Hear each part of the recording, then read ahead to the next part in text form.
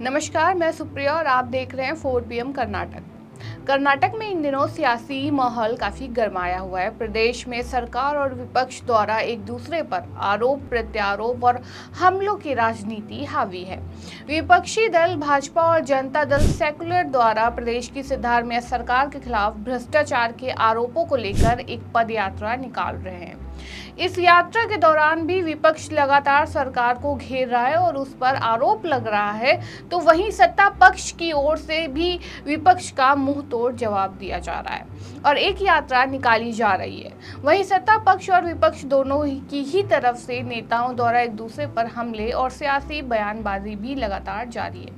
इस बीच अब कांग्रेस ने भी विपक्ष को घेरने के लिए आक्रामक नीति तैयार किया है। सीएम सिद्धारमैया विपक्षी दल भाजपा और जेडीएस को घेरने के लिए कुछ अलग करने की तैयारी में लग रहे हैं, जिसके लिए उन्होंने योजना बनानी शुरू कर दी है। भाजपा के इस पदयात्रा का जवाब देने के लिए कर्नाटक सीएम सिद्धारमैया ने एक मास्टर प्लान तैयार किया है, जिसके जरिए संभव है सिद्धारमैया विपक्ष को घेरने का प्रयास करेंगे। दरअसल सिद्धारमैया सरकार की ओर से भाजपा और जेडीएस को घेरने के लिए और पदयात्रा पर पलटवार करने के लिए अब सिद्धारमैया सरकार पिछली सरकार पर अपनी ओर से लगाए गए आरोपों की जांच में तेजी लाने की योजना बना रही है।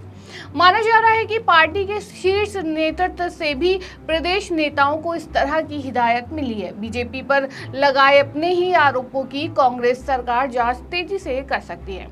कर्नाटक में जब कांग्रेस विपक्ष में थी तब उनकी ओर से भाजपा सरकार और मुख्यमंत्री के खिलाफ कई आरोप लगाए गए थे। अब हो सकता है कि उनकी सरकार उन मामलों की जांच में तेजी लाना शुरू कर दे, ताकि जनता का ध्यान भाजपा जेडीएस की हफ्ते भर की पदयात्रा से हटाया जा सके, साथ ही भाजपा और जेडीएस को निशाने पर लिया जा सके।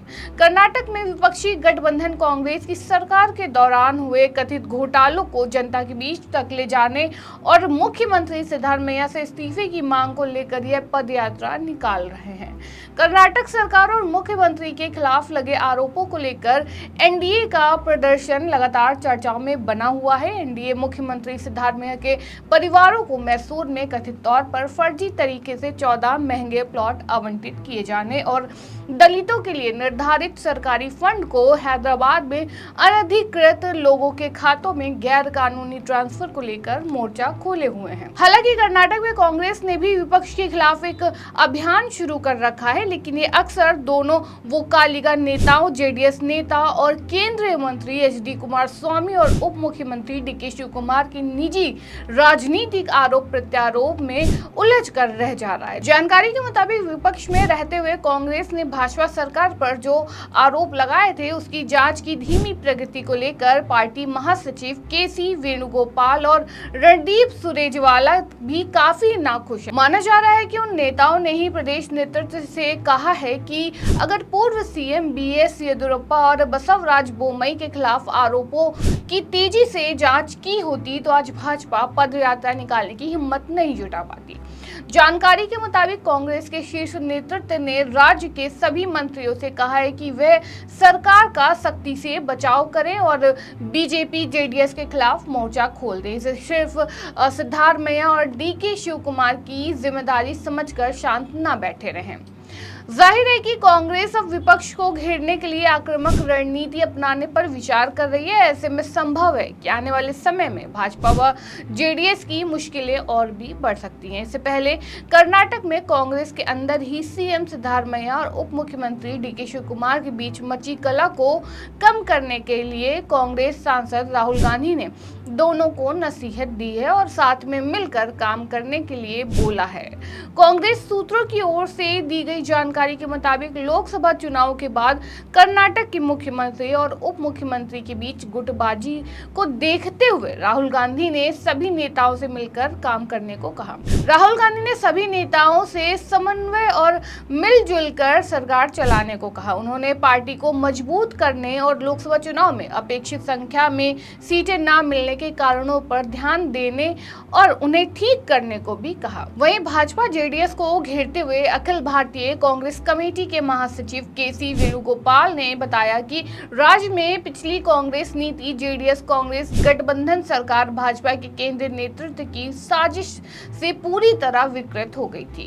केसी वेणुगोपाल का कहना है कि राज्य में पिछली कांग्रेस के नेतृत्व वाली जेडीएस कांग्रेस गठबंधन सरकार भाजपा केंद्रीय नेतृत्व की साजिश से पूरी तरह से विकृत हो गई थी। केसी वेणुगोपाल ने भाजपा पर हमला करते हुए कहा कि वे अब अपने लोगों को बचाने के लिए इस तरह की साजिश रच रहे हैं। वे हमारी चुनी हुई सरकार को निशाना बना रहे हैं। हर कोई जानता है कि सिद्धारमैया का कद कितना बढ़ गया है।